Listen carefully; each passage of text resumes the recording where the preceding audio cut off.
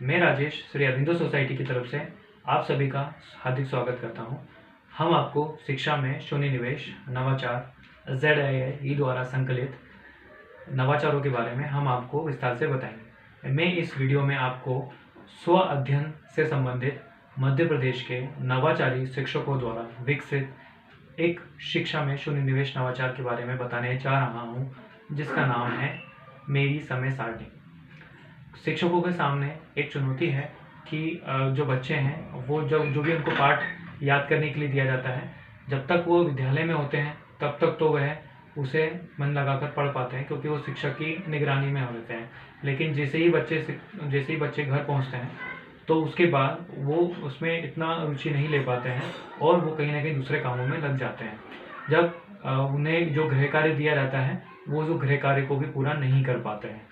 या फिर उसमें वो रुचि नहीं ले पाते हैं। तो इसलिए इस चुनौती से पार पाने के लिए जो नवाचारी शिक्षक हैं उन्होंने ये नया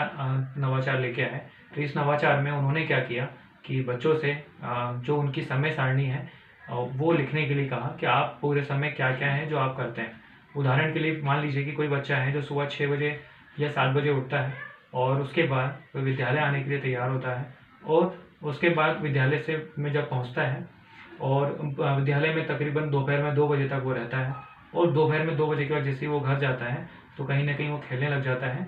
और उसके बाद फिर वो गृह कार्य जो उसको दिया हुआ होता है वो करना भूल जाता है या टीवी में कुछ समय वो बिता देता है और बेवजह इधर उधर वो घूमता रहता है। तो जिसकी वजह से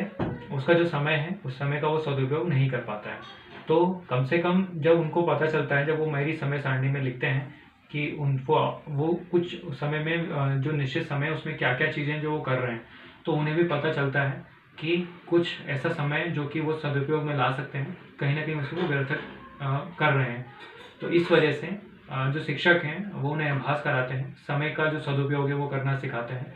अगर मान लीजिए कि कोई बच्चे ने बताया है कि अगर वो टीवी देखता है, मान लीजिए शाम को 7 से 8 या 9 बजे तक वो टीवी देखता है, अगर 2 घंटे में भी कर रहा है तो शिक्षक जो छात्र हैं उनको टोकते नहीं हैं कि आप टीवी मत देखिए।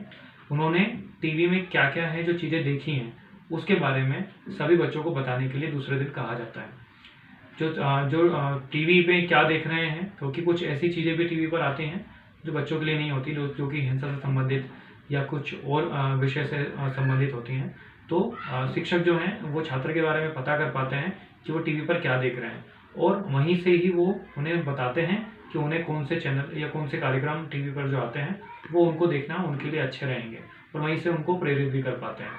इसके अलावा और भी कहीं, क्योंकि जो ज्ञान है वो टीवी से भी मिलता है, तो इस वजह से जो शिक्षाप्रद जितने भी कार्यक्रम होते हैं उनके बारे में शिक्षक छात्रों को बताते हैं कि आप टीवी पर भी अगर आपको देखना है तो आप ये देखें। इसके बाद जो उनको ये बताया जाता है कि उनकी समय सारणी जैसे ही शिक्षक पता कर पाते हैं कि ये इनकी समय सारणी रही है, तो उसके बाद वो अपनी तरफ से एक नई समय सारणी भी उनको उनकी डायरी में लिख के देते हैं, जिससे कि वो उनको अच्छे तरीके से उस समय का सदुपयोग कर सके। तो इसमें इस बात का ध्यान रखा जाता है, जो शिक्षक छात्र को उसकी समय सारणी बना के देते हैं तो इस समय सारणी में इस बात का पूरा ध्यान रखा जाता है कि बच्चों को पूरा आराम भी मिले, उनको खेलने का समय भी मिले, उनको गृह कार्य का भी काम मिले और साथ साथ में अगर वो अगर उनकी रुचि टीवी देखने में है तो वो भी उसे पूरा कर सकें। जैसे अगर बच्चा घर दोपहर में जैसे 2-3 बजे घर पहुंचता है तो उसके बाद घर जाने के बाद वो हाथ पैर धोए, भोजन करें, उसके बाद वो कुछ समय के लिए विश्राम करें और फिर गृह कार्य में वो लग जाए। जैसे ही उसका गृह कार्य पूर्ण होता है तो उसके बाद वो खेलने जाए, खेल के आने के बाद शाम का भोजन करने के बाद फिर कुछ समय के लिए जो गृह कार्य दिया गया था, जो स्व अध्ययन का समय दिया गया था उसे वो पूरा करें और समय से वो रात में सो भी पाए। हम आशा करते हैं कि ये नवाचार आप अपने विद्यालय में जरूर क्रियान्वित करेंगे। आपसे अनुरोध है